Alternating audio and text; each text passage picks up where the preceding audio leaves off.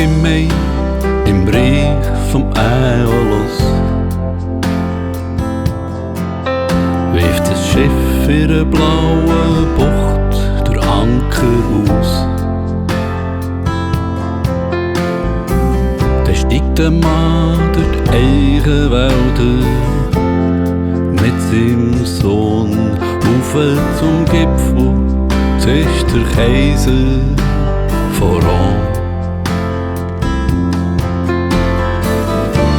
Die Insel da ist das Paradies und alles was mehr ist auch dies. Hörst du der Wind in deinem Haar, wenn singt, der Gott vom Wind? Ob bis im wilden Ritt über die Wellen die weisse Mähne schwingt. Sag, hörst du der Wind in deinem Haar, wenn singt, der Gott vom Wind? Ob bis im wilden Ritt über die Wellen die weisse Mähne schwingt. Am Himmel fliegen Vögel zum Horizont,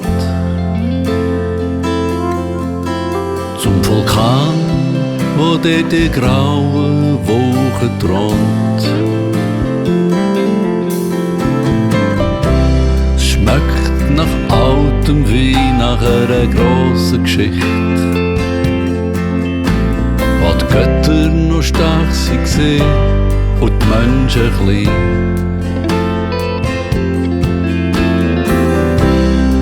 Oben auf dem Gipfel nimmt der Vater die Hand vom Sohn. Drin liegt der Schlüssel zu Rom.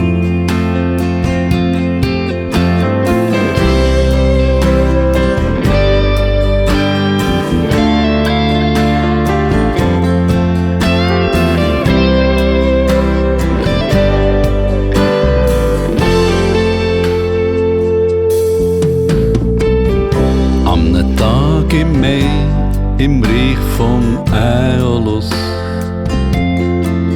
segelt die Schwalben im Schwarm den Berg darauf. Und dort, in einem Bett aus blauen Schatten, sitzen Vater und Sohn wie die Kaiser von Rom. Erdbeerbaum. Die Insel da ist das Paradies und alles was mehr ist auch dies. Hörst du den Wind in deinem Haar, wie singt, der Gott vom Wind?